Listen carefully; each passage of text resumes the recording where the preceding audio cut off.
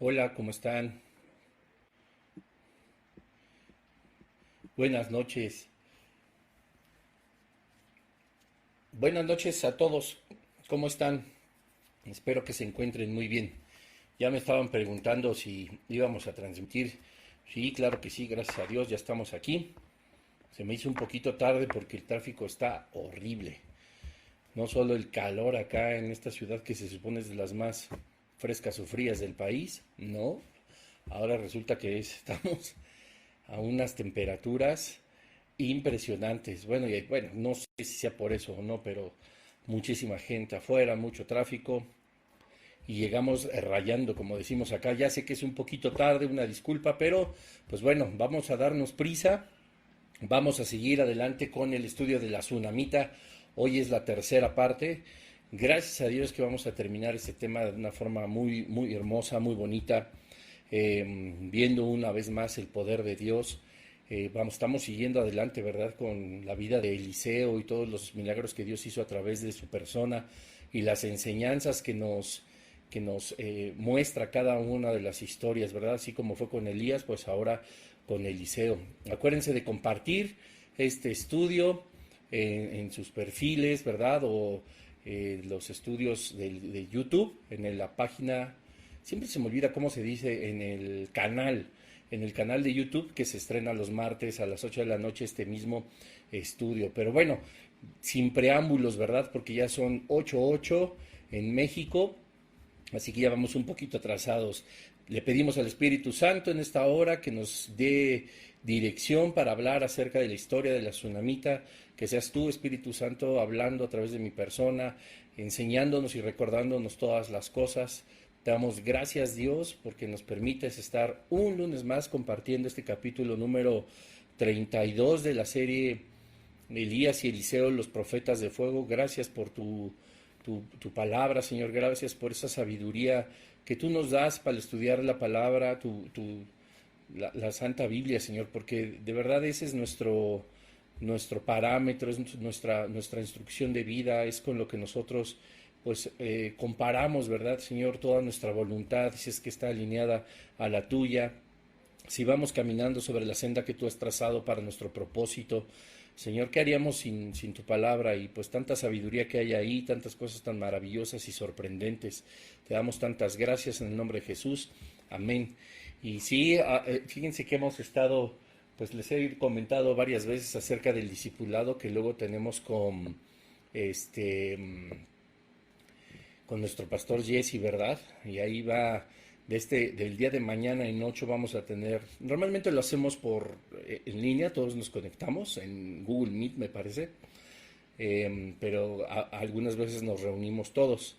Y pues bueno, vamos a estar tratando un tema muy, muy interesante, ya les daré después como noticias, así como ya me gustaría irles comentando, ¿verdad? Ya que ustedes también son discípulos maduros en el Señor y que van escuchando estos estudios, hay unos temas que son pues ya de teología pues bastante avanzada y no con esto quiero decir que seamos ni eruditos ni lo sepamos absolutamente todo, pero pues gracias a Dios que el escudriñar su palabra, el atender a palabra por palabra como lo hemos acostumbrado a hacer en todos los estudios de los lunes, ya no sé ni cuántos meses llevamos, no sé si llevamos para 2 años o no sé, este, pues va revelándonos, ¿verdad? Nos va mostrando un montón de cosas que pues a veces no, no habíamos como comprendido o como para entender, ¿verdad? Y de pronto saltan así en nuestra vista y pues es el Espíritu Santo el que nos va enseñando.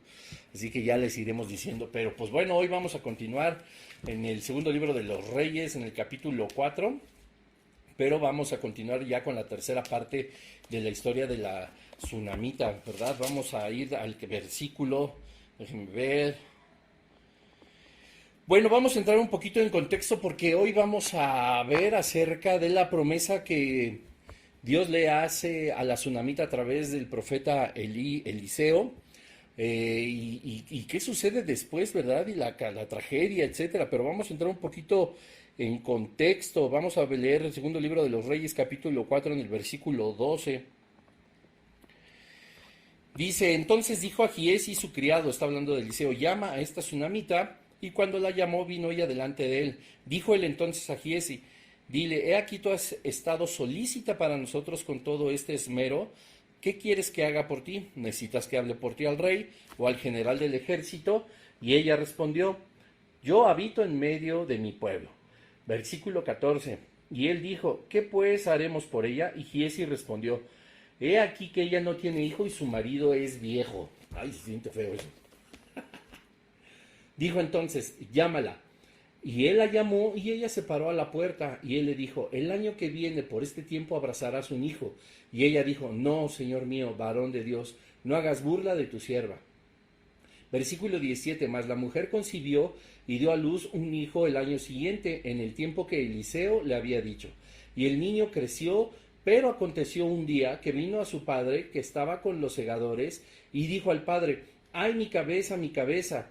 Y el padre dijo a un criado, llévalo a su madre. Y hablándole él tomado y traído a su madre, estuvo sentado en sus rodillas hasta el mediodía y murió. Ella entonces subió y lo puso sobre la cama del varón de Dios, y cerrando la puerta, se salió. Llamando luego a su marido, le dijo, te ruego que envíes conmigo alguno de los criados y una de las asnas, para que yo vaya corriendo al varón de Dios y regrese. Y él dijo, ¿para qué vas a verle hoy? No es nueva luna, ni día de reposo. Y ella respondió, paz. Después hizo enalbardar el asna, y dijo al criado, guía y anda, y no me hagas detener en el camino, sino cuando yo te dijere. Partió pues y vino el varón de Dios al monte Carmelo, y cuando el varón de Dios la vio de lejos, dijo a su criado Giezi, he aquí la tsunamita. Te ruego que vayas ahora corriendo a recibirla y le digas, ¿te va bien a ti? ¿Le va bien a tu marido y a tu hijo? Y ella respondió, bien. Luego que llegó a donde estaba el varón de Dios en el monte, se asió a sus pies y se acercó Giezi para quitarla. Pero el varón, de Dios le dijo, déjala, porque su alma está en amargura, y Jehová me ha encubierto el motivo y no me lo ha revelado. Y ella dijo, pedí yo hijo a mi señor, ¿no dije yo que no te burlases de mí? Entonces dijo él a Giezi, ciñe tus lomos y toma mi báculo en tu mano, y ve. Si alguno te encontrare, no lo saludes, y si alguno te saludare, no le respondas, y pondrás mi báculo sobre el rostro del niño. Y dijo la madre del niño, vive Jehová y vive tu alma, que no te dejaré. Él entonces se levantó y la siguió, y Giezi había ido delante de ellos y había puesto el báculo sobre el rostro del niño, pero no tenía voz ni sentido, y así se había vuelto para encontrar a Eliseo, y se le declaró diciendo, el niño no despierta. Y venido Eliseo a la casa, he aquí que el niño estaba muerto tendido sobre su cama. Entrando él entonces cerró la puerta tras ambos y oró a Jehová. Después subió y se tendió sobre el niño, poniendo su boca sobre su boca de él, y sus ojos sobre sus ojos, y sus manos sobre sus manos suyas, sobre las manos suyas. Así se tendió sobre él, y el cuerpo del niño entró en calor.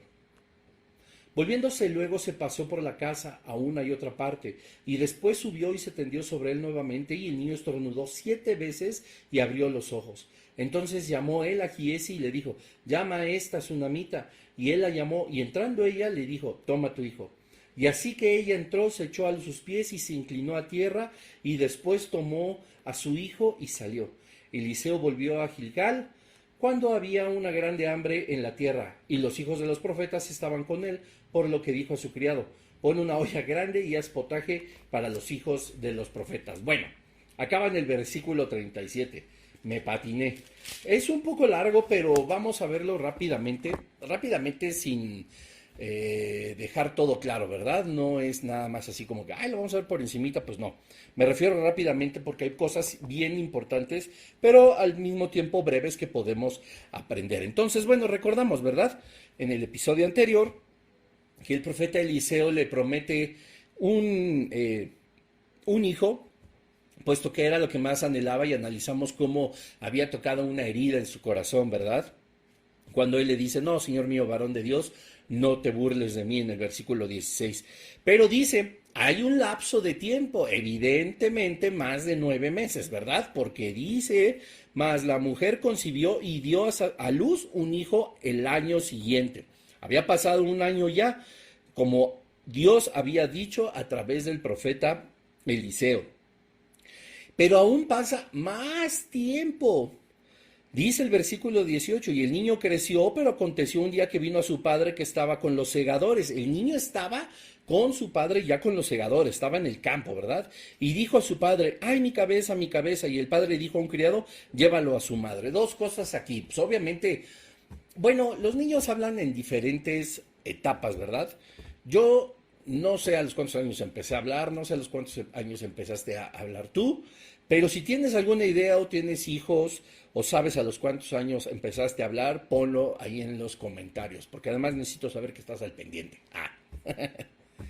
Pero obviamente habían pasado años, no había pasado un mes después de que había nacido el hijo de la tsunamita, no había pasado 5 meses, no había pasado un año, ¿verdad? O posiblemente sí, repito, cada quien puede hablar diferente. Pero miren qué cosa, porque ya había pasado bastante tiempo desde que la tsunamita había sentido en el corazón de parte de Dios otorgarle una porción o más bien construirle en una parte de su casa, en una porción de su casa, un cuarto a Eliseo y después recordemos que se agregó Giesi, ¿verdad?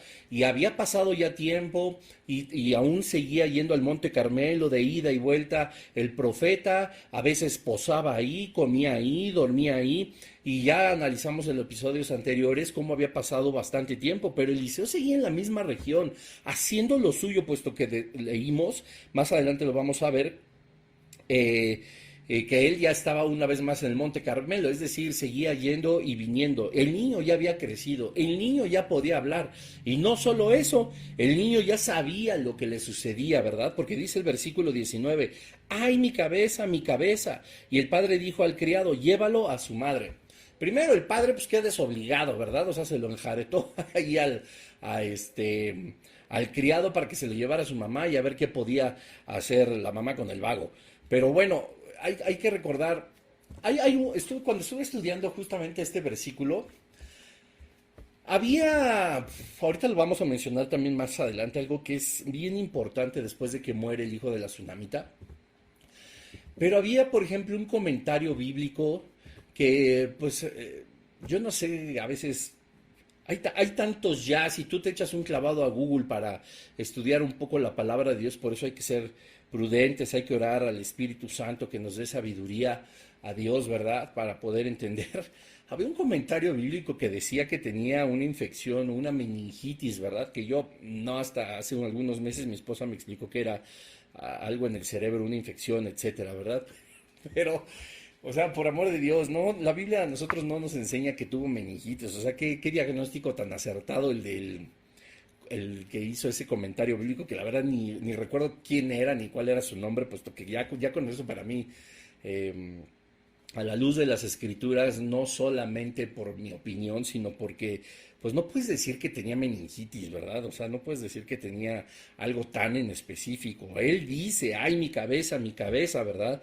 Pero era más sencillo a lo mejor pensar, recordemos que los comentarios muchas veces son especulaciones sin que esto signifique verdades absolutas, pero tampoco mentiras, son posibilidades que pueden estar aconteciendo justamente en el momento de los hechos. Y algunos comentarios también decían, yo no voy a decir que lo reflexioné personalmente de esa forma, pero alguien decía que como él estaba en el campo, ¿verdad? Con los segadores, pues obviamente en esa región hacía mucho calor y él siendo pues a lo mejor muy pequeño, a lo mejor no cuidó, o el papá, como ya vemos que es un desobligado y que lo manda con su mamá, pues a lo mejor tampoco le tuvo cuidado y alguien mencionaba en algún comentario bíblico que posiblemente se tratara de un golpe de calor o algo que sucediera a través del fuerte calor, ¿no? Los niños, pues ya sabiendo hablar, seguramente ya caminaba, ya tenía algo ¿cómo se llama?, de independencia, por decirlo así. El niño, pues ya saben que también les gusta estar metidos ahí, que si ven al papá haciendo algo, pues también ellos quieren ayudarle, ¿verdad? Y estando en el campo, pues imagínense, pues a lo mejor se cansó, a lo mejor, repito, fue un golpe de calor que a mí no hace mucho como que me pasó.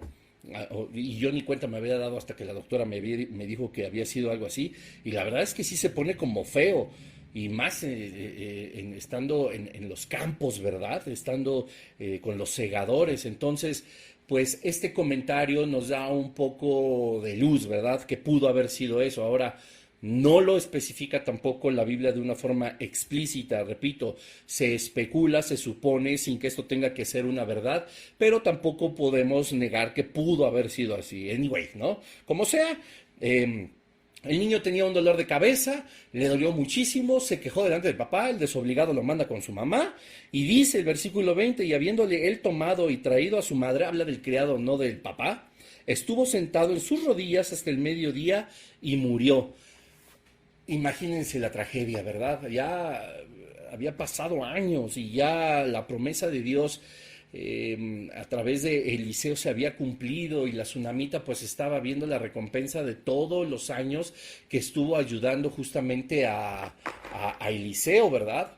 A darle de comer, a darle descanso, a darle un lugar para que estudiara. Recuerden que le puso un candelero, una mesa, una silla para que pudiera estudiar y pudiera seguir hablando la palabra de Dios y haciendo milagros, etcétera. Y ella estaba feliz, pues obviamente con la recompensa que el Señor le otorgó, que era su hijo, ¿verdad? Pero pues muere. Versículo 21. Ella entonces subió y lo puso sobre la cama del varón de Dios y cerrando la puerta se salió. Llamando luego a su marido le dijo, te ruego que me envíes conmigo a alguno de los criados y una de las asnas para que yo vaya corriendo al varón de Dios y regrese. Déjenme leer el que sigue. Y él dijo, ¿para qué vas a verle hoy? No es nueva luna ni día de reposo. Y ella dijo, esta palabra paz es como diciendo, ay, ¿sabes qué? Quédate en el campo. O sea, como diciendo, haz lo que quieras, ¿verdad? Solamente ponme un criado, ponme una burra, una asna, y yo voy. Es cosa curiosa. Te lo voy a decir, no sé por qué la tsunamita no le dice qué había sucedido al esposo, no le da explicación, solamente le dice, no preguntes, haz lo que te pido. Y a cosa bien curiosa, pues él tampoco estaba como muy enterado, porque si el niño ya le había dicho que le dolía la cabeza y solo lo enjaretó con el criado y se lo llevó a su mamá y el niño había muerto y una vez más la mamá se pone delante del esposo y él ni siquiera le pregunta cómo estaba el hijo. O sea, le dice, ¿para qué quieres ir? Todavía no es luna nueva ni día de reposo. ¿A qué vas a ir a ver al profeta? Lo que a nosotros nos da, por supuesto, a entender que a lo largo de todo este tiempo que estuvo en la relación entre la tsunamita y el profeta Eliseo, así que de igual manera con Giesi, el esposo suponía que iría a verlo y si lo suponía es porque muchas veces entonces la tsunamita había ido hacia el Monte Carmelo a encontrarse con el varón de Dios. Ya era como una costumbre y lo menciona, ¿verdad? El esposo de la tsunamita, que pues seguramente iba en luna nueva o en días de reposo a verle. Pero bueno, dice el versículo 21 y 22, perdón, 21, que es donde quiero que pongamos mucha atención, porque imagínense, la tsunamita tiene la promesa de Dios cumplida en sus manos, enferma y pum, se muere, ¿no? Ella lejos de perder el control, lejos de enojarse, lejos, que bueno, seguramente había muchísimas emociones, etcétera, pero este tipo de emociones que muchas veces nos hacen cometer locuras, decir tonterías, tener comportamientos erráticos, hacernos débiles delante de la adversidad o delante de la prueba, pueden traer como consecuencia alguna catástrofe o algo de lo que posteriormente nos podamos arrepentir. Pero ella obviamente conocía también a Eliseo, que por supuesto, como toda la región, de Sarepta y como toda la región de Sunam, sabían que Eliseo ya había resucitado al hijo de la viuda. Y la tsunamita, pues por supuesto que lo conocía y decía, oye, porque más adelante, ¿verdad? Se lo dice, o sea, te dije que no te burlaras de mí, yo no te lo pedí, yo sé que Dios me lo mandó, pero escuchemos esto. Pareciera un reclamo, quizá me estoy adelantando un poco en el análisis de los versículos, pero es que tenemos que entenderlo. Pareciera un reclamo, ¿verdad? Pero lejos de ser un reclamo de te dije que yo no quería nada, ¿para qué me lo das? No. O sea, ella estaba diciendo, ok, yo no te lo pedí, fue una bendición de Dios, fue algo que Dios puso en mi vida, fue una recompensa que yo no solicité, pero que sí anhelaba. Ella lo que sabía, lejos de reclamarle al profeta Eliseo, aunque por supuesto que le dolía, era saber que Dios le había cumplido esa promesa, que Dios había mandado, había hecho el milagro de que ella pudiera concebir y tener a este hijo. Y cuando ella dice en el versículo 21 que pone sobre la cama, aquella cama que ella había puesto dentro del cuarto que había construido para Eliseo, a su hijo, a la cama del varón de Dios, y cerrando la puerta salió, es porque ella conocía la historia de la viuda de Sarepta, que ella conocía que había resucitado también a su hijo. Ella sabía que Dios tenía la última palabra a través de Eliseo. Ella, lejos de perder la fe, lo que hizo fue decir, ok, estoy dentro de una adversidad, estoy dentro de un problema, pero también sé que el poder de Dios puede traer de vuelta a mi hijo. ¿Ven la razón? O sea, ella anhelaba, por supuesto, encontrarse con Eliseo, puesto que Eliseo había sido el instrumento de Dios para volver a la vida al hijo de la viuda. Entonces, no es que la tsunamita dijera, ay no, Eliseo es el poderoso, no. Ella sabía que el poder de Dios corría a través de Eliseo, no que Eliseo tenía el poder de Dios, ¿verdad? Sino que Dios era Eliseo era instrumento de Dios para poder volver a la vida a su hijo. Y por eso ella va y lo busca. Dice el versículo 24, después hizo enalbardar el asna y dijo al criado, guía y anda, y no me hagas detener en camino, sino cuando yo te dijere. Partió pues y vino el varón de Dios al monte Carmelo.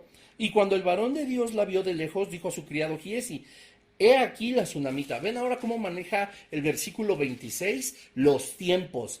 Parece, le dice, ¿verdad? Eliseo a Giesi, ve y dile, encuéntrate con ella en el camino. Y dice, te ruego que vayas ahora corriendo a recibirla y le digas, ¿te va bien a ti? ¿Le va bien a tu marido y a tu hijo? Y ella dijo, bien. Es decir, Eliseo apenas le estaba diciendo qué preguntas le tendría que hacer a la tsunamita, pero la Biblia nos relata cuando Giesi ya estaba delante de la tsunamita. Esto lo podemos entender por los dos puntos y seguidos y el final del versículo 26 que dice, bien. Es decir, ya estaba delante cara a cara con la tsunamita. Luego que llegó a donde estaba el varón de Dios en el monte, se asió de sus pies. Aún se encuentra la tsunamita con Giesi, pero sigue su camino para encontrarse con Eliseo. Pero el varón de Dios le dijo, y se acercó Giesi para quitarla, así como que pues, se le colgó, ¿verdad? Y Giesi, a ver, tranquila, tranquila, calma, calma, calma. Y le dijo Eliseo, déjala, porque su alma está en amargura y Jehová me ha encubierto el motivo y no me lo ha revelado. Y ella dijo, ¿pedí yo a mi hijo, Señor? ¿No dije yo que no te burlases de mí? Entonces dijo él a Giesi, ciñe tus lomos y toma mi báculo en tu mano y ve. Y si alguno te encontrare, no lo saludes, y si alguno te saludare, no le respondas. Y pondrás mi báculo sobre el rostro del niño. Ojo. Y esto es lo que yo quería decirles desde hace rato. La iglesia de Jesucristo, la realidad es una, o sea, tendríamos una mejor enseñanza de las Escrituras, podríamos comprender mejor los temas complicados o los temas que parecieran enredados, ¿verdad? Puesto que los hay, estamos hablando de la palabra de Dios, por supuesto, y a veces hay cosas muy ocultas, tesoros grandes que el Señor revela a quienes tienen comunión con Él, ¿verdad? Pero yo me he encontrado con predicadores, tengo que ser lo más honesto posible, pues estamos en la presencia del Señor, ¿verdad? Todos en este momento. Muy al inicio, cuando yo empezaba a compartir la palabra de Dios, yo caí en lo mismo. Pero, o sea, por qué, por qué quienes comparten o compartimos la palabra de Dios no tenemos la sabiduría, pero no solo la sabiduría, sino también la humildad de Eliseo? Dice el versículo 27, luego que llegó a donde estaba el varón de Dios en el monte, se asió a sus pies y se acercó Giesi para quitarla, pero el varón de Dios le dijo, déjala. Fíjense cómo su discernimiento espiritual se da cuenta Eliseo, porque su alma está en amargura. ¿Y qué dice ahí? Y Jehová me ha encubierto el motivo y no me lo ha revelado. O sea, estamos hablando de Eliseo y Eliseo sí se atrevió a decir, no, pues no sé. Oye, y cuando el Apocalipsis habla de esto, y cuando Levítico habla de esto, y cuando Génesis habla de esto, y cuando el arca de Noé, y los gigantes, y cuando la ciencia habla de de la evolución, teoría de la evolución, y cuando los fósiles que apoyan a la teoría de la evolución, vemos los huesos, vemos pruebas científicas, vemos tantas cosas, pero la Biblia, etcétera, etcétera. Y entonces los que comparten o compartimos la palabra de Dios, empezamos a inventar y empezamos según a dar estudios y empezamos a especular y esas, como decía al principio, especulaciones sí las damos por ciertas, sí las damos por hecho, porque nos parecen lógicas. Yo creo que le estamos corrompiendo la palabra de Dios. O sea, si Eliseo tuvo la capacidad de decir, oye, pues déjala. No sé por qué razón el hijo está muerto. No sé por qué Dios te quitó a tu papá. Yo no sé por qué Dios te quitó a tu hijo. Yo no sé por qué Dios te quitó el empleo. Yo no sé por qué Dios hizo lo que hizo. Pero un montón de gente se jacta en decir es que lo hizo porque eres desobediente, porque eres rebelde, porque no tenías aprecio, porque eras avaro, porque eras prepotente, yo no sé, o sea, la gente empieza a especular un montón de cosas y si tuviéramos, como decía hace un momento, la humildad que tenía el profeta Eliseo, el instrumento de Dios más poderoso en aquella época, que Dios mismo había ungido, que Dios mismo se había mostrado en poder, igual cuando lleva a su maestro Eliseo, a Elías, perdón, etcétera, etcétera, y él dice, es que pues Dios no me lo ha revelado. Y si recuerdan cuando platicamos de Deuteronomio 29, la palabra de Dios es tan clara y hay cosas que nosotros en realidad no tendríamos por qué saber y que no nos hacen menos predicadores ni menos estudiosos de la palabra, pero todo el mundo le quiere encontrar el hilo negro, todo el mundo quiere, ¿cómo se dice? Aportarle al Señor lo que no nos explica o lo que quizá en ese momento, escúchame bien, a lo mejor no dominamos como tema, ¿verdad? Y nos empezamos a aventar un montón de inventos. Y dice Deuteronomio 29, las cosas secretas pertenecen a Jehová nuestro Dios. ¿Dónde dice que tenemos que entender y conocer absolutamente todo lo que es Dios, todo lo que piensa Dios, todo lo que siente Dios, todo lo que quiere Dios, todo, absolutamente todo? O sea, se nos reventaría el cerebro. Estamos hablando del Señor, del Creador del universo. Las cosas secretas pertenecen a Jehová nuestro Dios, más las reveladas son para nosotros y para nuestros hijos para siempre, para que cumplamos todas las palabras de esta ley. Dios nos ha revelado a nosotros lo que necesitamos saber, lo que necesitamos estudiar, lo que necesitamos comprender, lo que necesitamos vivir y lo que necesitamos obedecer. Hay muchísimas cosas que Dios no nos va a dar, no nos va a revelar. Y en lugar, repito por tercera vez, que digamos, ay, pues esto no sé a qué se refiere, pero lo voy a estudiar, voy a orar, a ver si el Señor me da una dirección, me da luz para dominar este tema, para comprender. Voy a leer a otros teólogos, voy a leer doctrina acerca de esta situación, etcétera. Pero no, nos jactamos queriendo ser así unos sabelotodos o todólogos, como se le dice ahora, ¿verdad? Y vean, el profeta Eliseo, cómo le dice a Giesi, oye, en el espíritu él sabía, su alma está en amargura, la señora está mega triste, ¿verdad? ¿Por qué razón? Dios me lo ha encubierto, me ha encubierto el motivo y no me lo ha revelado.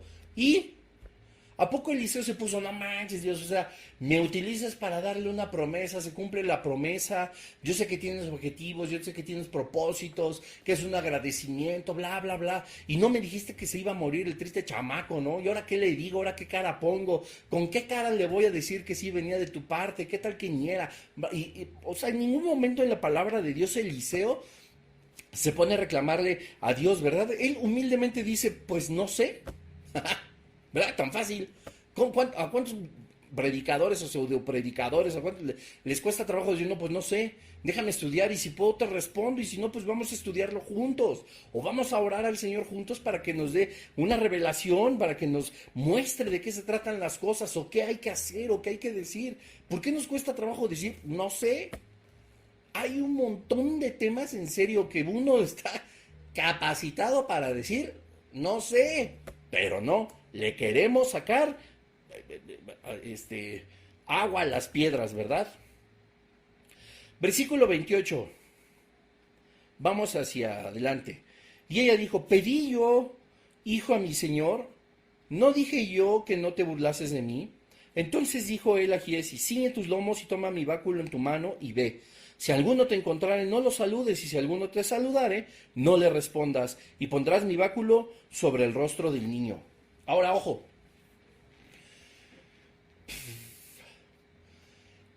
Eliseo, cuando le da esta orden o esta encomienda a Giezi, al discípulo, pues es con lo que hablábamos el episodio pasado, ¿verdad? O sea, los pastores impulsan, los pastores guían, ¿no? Los maestros con sus discípulos los motivan, les enseñan, los animan, ¿verdad? A predicar, a compartir el conocimiento que por misericordia Dios les ha dado, ¿verdad? Y así Giezi va delante de Eliseo y de la tsunamita con una instrucción que evidentemente venía de parte de Dios. Pero hay que tener mucho cuidado cuando leemos, porque en el Antiguo Testamento hay muchas cosas que parecieran una simbología casi esotérica, ¿verdad? O no sé, algo así como raro, como que no es tan claro ni de lo que conocemos en la generalidad de nuestro cristianismo. Y decía, por ejemplo, ve delante de ellos puesto toma mi báculo en tu mano y ve. De este versículo no lo he visto y no lo dudaría que seguramente ya en alguna congregación de esas que se superalocan y que no tienen al Espíritu Santo, sino tienen una bola de espíritus del reino de las tinieblas, según ellos hablando en el nombre del Señor. Seguramente ya entregaron báculos y ya declararon, este báculo ponlo frente a la cabeza o en la cara del muerto y va a resucitar, y la gente seguramente paga millones y creen puras tonterías, y eso es brujería, eso es santería, eso son hechicerías, eso no tiene nada que ver con el reino de los cielos. Pero a veces este tipo de cosas se prestan para, con una mala exégesis, con una mala interpretación de la palabra de Dios, con un mal estudio, se pueden confundir. Y la realidad, yo alguna vez vi en la televisión de un famoso predicador que se apellida Maldonado, que utilizando un versículo, me parece, ahorita se me escapa, que está en el libro de los Hechos, donde hay un pañuelo que, como en este caso, Dios manda al apóstol a que se cubra a un enfermo para que sane, ¿verdad? Pero vamos a explicarlo en un momento. Y resulta que este pseudo maestro, pseudo predicador, pseudo pastor o lo que sea, les empezó a vender en su congregación los tristes trapos, los chiros, dice mi esposa, ¿verdad? Así ungidos, que por el Señor, que no sé qué, para que cada quien pues pagara por ellos y se lo llegara a poner al enfermo, al muerto, etcétera. O sea, por favor, si algo llegó a suceder sobrenaturalmente es porque le pusieron encima a ese trapo, a ese chiro, un poder sobrenatural, pero no divino, sino maligno, del reino de las tinieblas.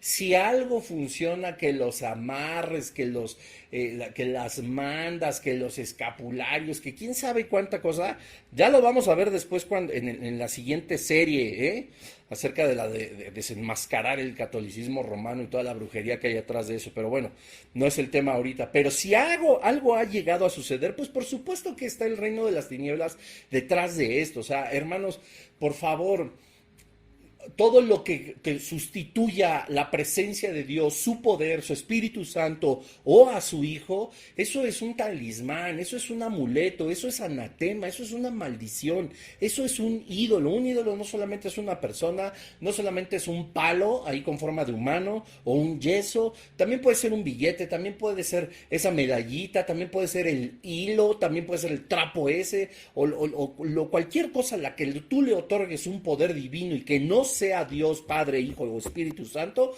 estás teniendo un ídolo. Y ese poder que puede resultar ser cierto, porque finalmente va a ser un poder engañoso y mentiroso, viene del reino de las tinieblas.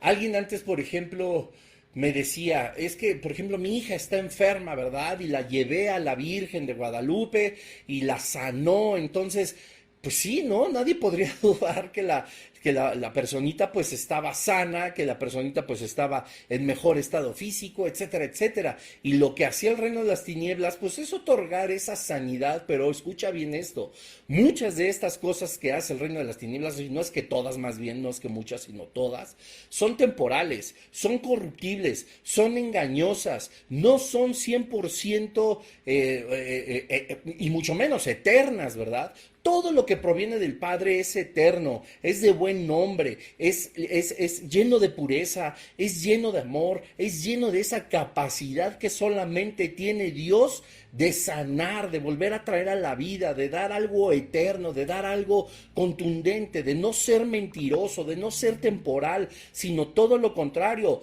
que tiende a la incorrupción y no a la corrupción como todo lo que hace el reino de las tinieblas. Pero ¿qué resulta? Que el reino de las tinieblas engaña a la gente, y lo más simple de hacer es pues continuar a los pies de ese santo, de ese ídolo, de ese talismán, de ese amuleto, porque funcionó, lo digo entre comillas, ¿verdad? Pero no se dan cuenta que detrás de ese poder sí sobrenatural no está el reino de los cielos, sino el reino de las tinieblas, porque pareciera ser que todo lo que es sobrenatural, todo se lo achacan a Dios. Y aunque eso sería, super padre, no.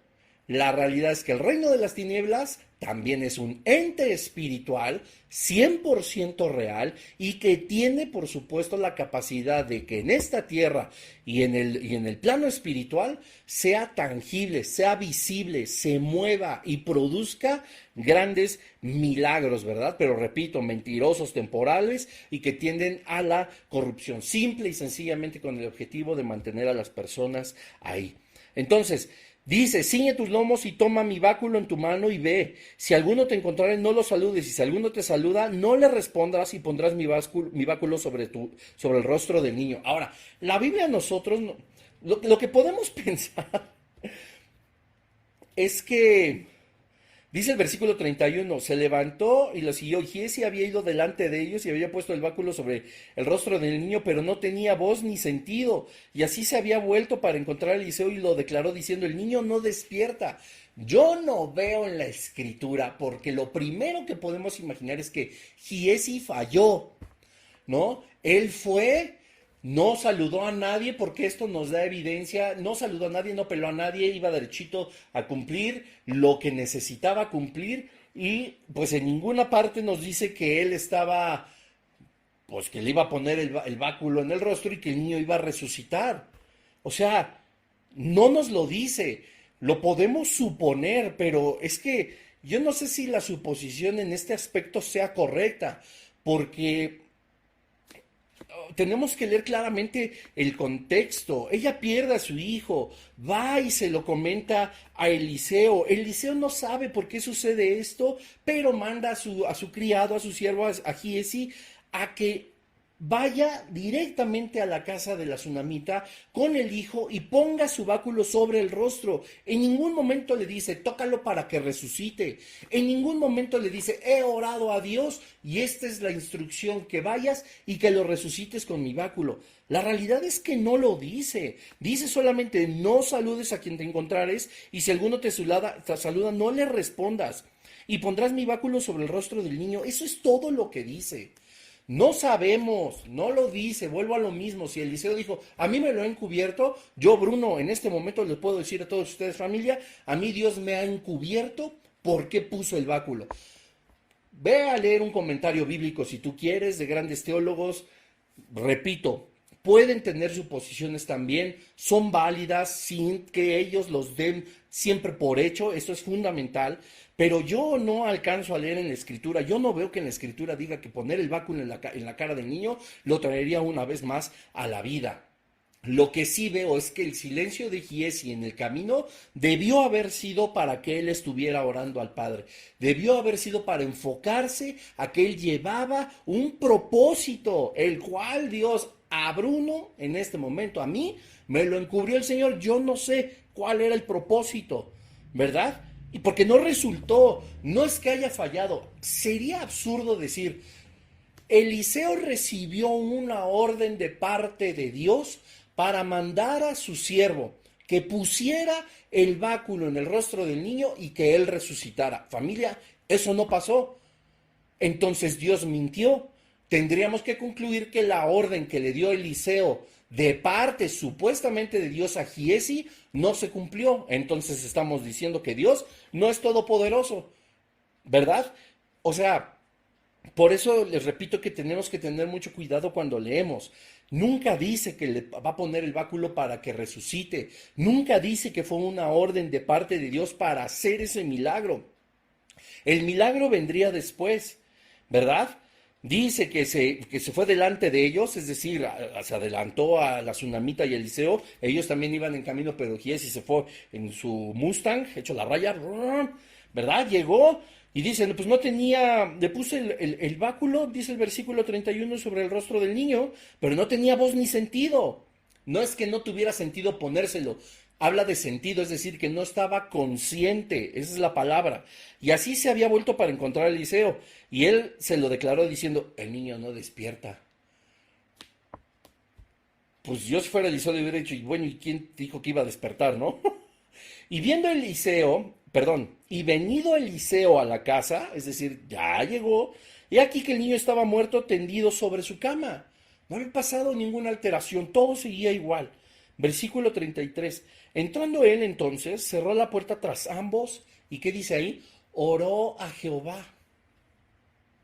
Aquí ya viene la parte donde Eliseo se pone, ahora sí lo voy a decir entre comillas y de forma coloquial, a trabajar, a chambear para saber cuál era la voluntad de Dios, para qué hacer con el niño.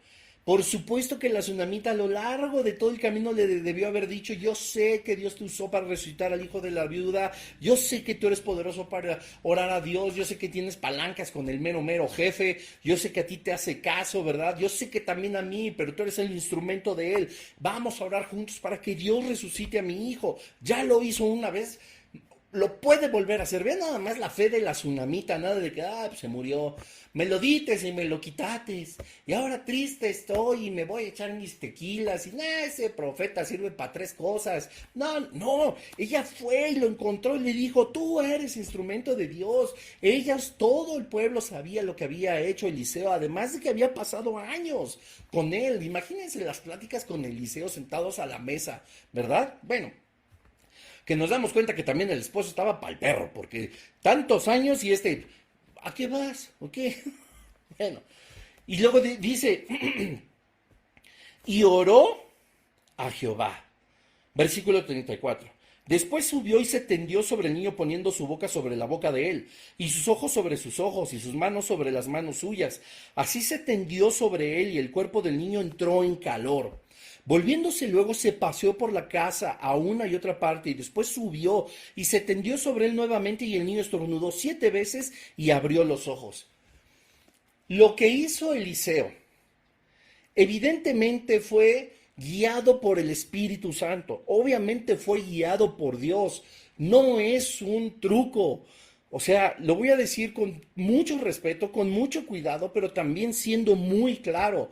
Si alguien muere, no, por favor, no quieras poner tus ojos sobre sus ojos, tu boca sobre su boca, tus manos sobre sus manos. Luego no te des 50 vueltas en la casa y repitas el procedimiento para que él vuelva a la vida. No, no es un protocolo, no son pasos, no es una instrucción. Eso parecería más bien como un conjuro, como si fuera brujería. Haz esto. No, esto que hizo Eliseo fue guiado por Dios. ¿Me explico? Fue guiado por Dios, o sea, porque si fuera como un protocolo o pasos a seguir cuando alguien muere, así, 3 sencillos pasos para resucitar a los chamacos, ¿verdad? Tiéndase sobre él, que entre el calor, dé 50 vueltas a la casa, regrese, vuelvas a tender por él. Si estornuda 7 veces, el chamaco ya resucitó. Pero si estornuda solo 5, no, vuelva a hacer el paso número 1 y sáltese al 3. No estamos hablando de eso. Estamos hablando, porque si hubiera sido así, entonces Eliseo no le hubiera dicho aquí ese ve, ora, vete enfocado lo que vas a hacer y pon este báculo delante de la cara o el rostro del niño muerto, ¿verdad? Le hubiera dicho, hazle así, así, así para que venga a la vida una vez más. No, No, no son protocolos, no es algo. Esto fue claramente guiado por el Espíritu Santo, puesto que en el versículo anterior nos dice que él entrando entonces cerró la puerta tras ambos y oró a Jehová. ¿Qué viene después de la oración al Padre? Pues el obedecer lo que el Señor nos muestra, ¿verdad? Entonces dice, después subió y se tendió sobre el niño, hizo lo que Dios le dijo, entró en calor, volvió, paseó, seguía él orando, seguía clamando. Seguramente Dios le dijo, vuelve, haz esto, estornuda 7 veces y el niño abre los ojos. Versículo 36. Entonces llamó él a Giesi y le dijo, llama a esta tsunamita. Y él la llamó y entrando ella, él le dijo, toma tu hijo. Vivito, coleando, chillón y de todo, ya saben, ¿no? ¡Ah! Pero aquí viene algo impresionante. Versículo 37. Y así que ella entró, se echó a sus pies, está hablando de Eliseo, se echó a los pies de Eliseo y se inclinó a tierra y después tomó a su hijo y salió. Ojo. Ella ya se había echado a los pies de Eliseo en los versículos anteriores para suplicarle que orara a Dios para resucitar a su hijo, para que él volviera a la vida. Y dice que entró, se echó a los pies una vez más y se inclinó a tierra. Y después tomó a su hijo y salió. Ojo, se echa a los pies en señal de gratitud. Se inclina a tierra, es decir, que se postra la frente al suelo. Y ojo, porque aquí, una vez más, la religión tradicional podría decir cómo la tsunamita adoró a Eliseo por haber vuelto a la vida a su hijo. No. Ella se echó al suelo como lo había hecho antes. Esto a nosotros no nos enseña que está haciendo una reverencia, ni que está adorando, ni que está honrando, ni nada. Ella cae de rodillas y se inclina a tierra para dar gracias. No había otra forma en la que ella hubiera podido agradecer al Señor, sino poniendo su frente en el suelo, postrándose por completo.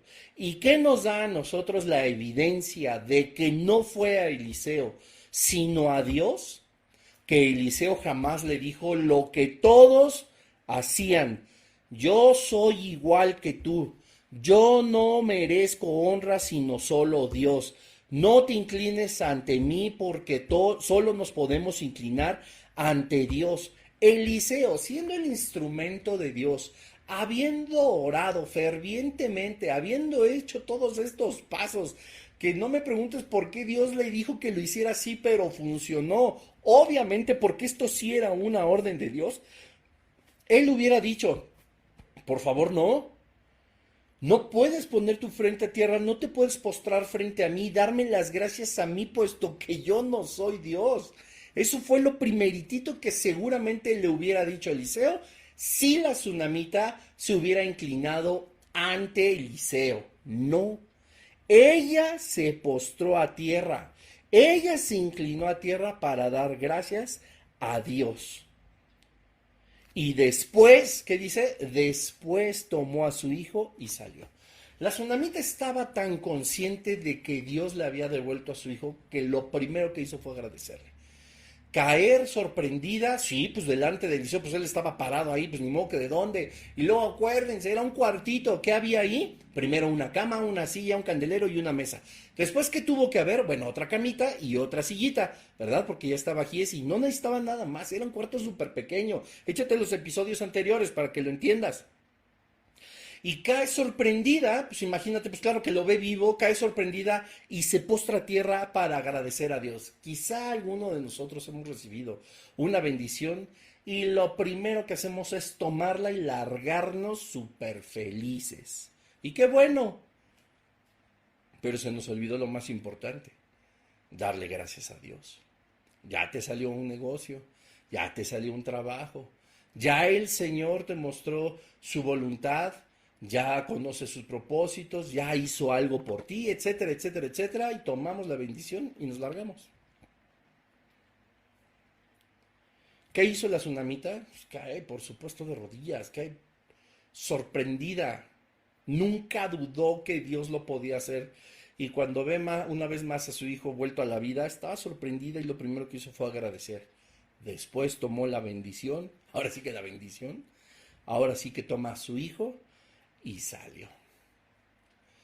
No hace mucho platicaba con unos muy buenos amigos y les decía, qué padre las reuniones de oración, qué padre que cada vez vaya más gente, qué padre que tú vayas a las reuniones de oración de tu congregación.